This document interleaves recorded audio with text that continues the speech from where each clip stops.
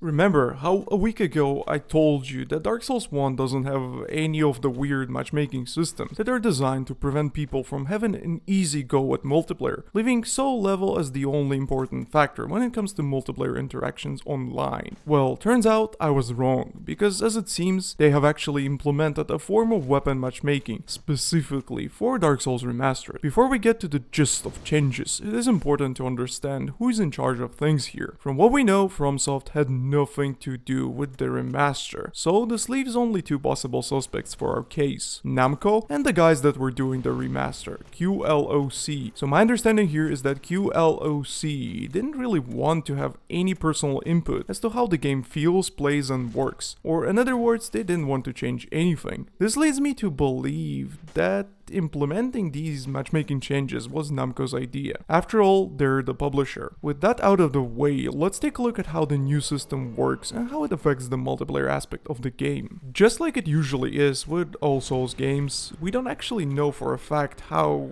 any of this works, but we can do some tests and compare the results. So thanks to my own but very limited testing and tests that were done by some other awesome members of community, we can have a pretty good idea as to how it works. The weapon matchmaking in Dark Souls Remastered works by assessing the weapon upgrade level with respect to the weapon type you're using. Unlike in Dark Souls 3, normal weapons in Dark Souls 1 go up to plus 15, elemental weapons go up to plus 10, and unique weapons go up to plus 5. For now, we don't actually know what are the exact brackets for summoning and invasions, but presumably there is a set gap for invading and summoning with regard to the weapon level. So if you have a normal plus 6 weapon and you want to co-op with a friend who has an unupgraded normal weapon, then the game is gonna say no go. The bigger problem appears when you try to co-op using unique weapons, like Black Knight Sword. Any unique weapon at plus 0 counts as a normal weapon at plus 5, which severely limits your options. It gets even worse when you realize that picking up a weapon of higher tier is the only thing that you actually need to do in order to permanently restrict your online experience. It gets completely stupid when you realize that a lot of these unique weapons are actually a random drop. So how bad can it be? Good? Bad? Pretty bad? Well, let's take a look at several examples. Example number 1.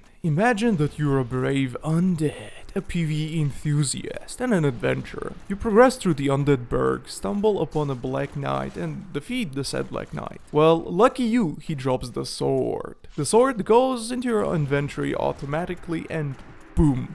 Forget about the jolly co-op and sun throwing at gargoyles. You're unlikely to meet anyone, because the game will only be able to match you with someone who got a weapon upgraded to plus 5 or more. And you can't really do anything about it, other than just rolling back your save, which is stupid. Example number 3. You are me, like literally. You're planning to be hip and cool, feeling them good old days. You speedrun a soul level 1 pyromancer, get plus 10 hand axe, and plan to go and help some newcomers with gargoyles and whatnot. Well, too bad it's not gonna work. The game will not match you with these newcomers, because most of them are running sub plus 5 weapons. And now you're stuck in a very weird pool of players that are soul level 1, but with a tier 3 weapon. So what do we have in the end? Well, a really weird system. So far, we don't actually know how big is the weapon level gap for invasions and co-op, but as far as we can tell, it is bigger for invasions than co-op, which makes no sense really. Not only there was never a need for an extra modifier when it comes to all of the multiplayer interactions in Dark Souls, but it also has been implemented in a really awkward way. Obviously, we all have different reasons for smurfing. Some of us genuinely want to help others, so you rush to get a good weapon like Astora Straight Sword, only to be let down by the fact that it is a unique weapon. As far as invasions go, obviously, getting demolished by a plus 10 hand axe is not super fun experience for newcomers, but it's part of the charm, I guess. You have to work to get a plus 10 weapon on soul level 1 character, and even then, most of these people don't really try to ruin your day, they just want to show off how cool they are for getting big boy gear on a soul level 1 character. Anyway, the real problem here is the fact that this whole new mechanism is completely unnecessary and doesn't really benefit anyone. In fact, it just makes it worse for everyone.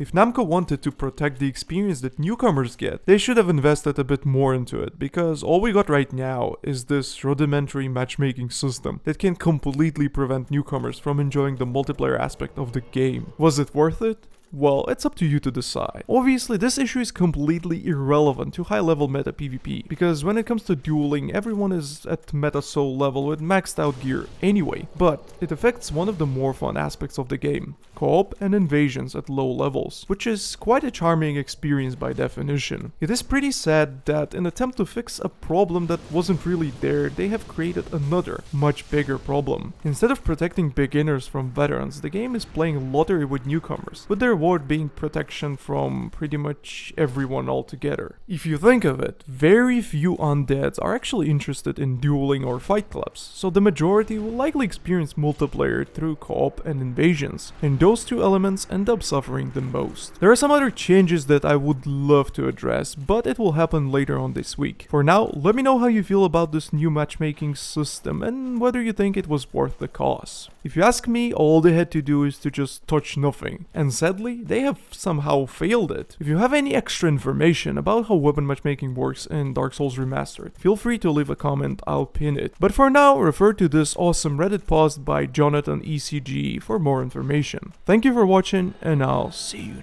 next time.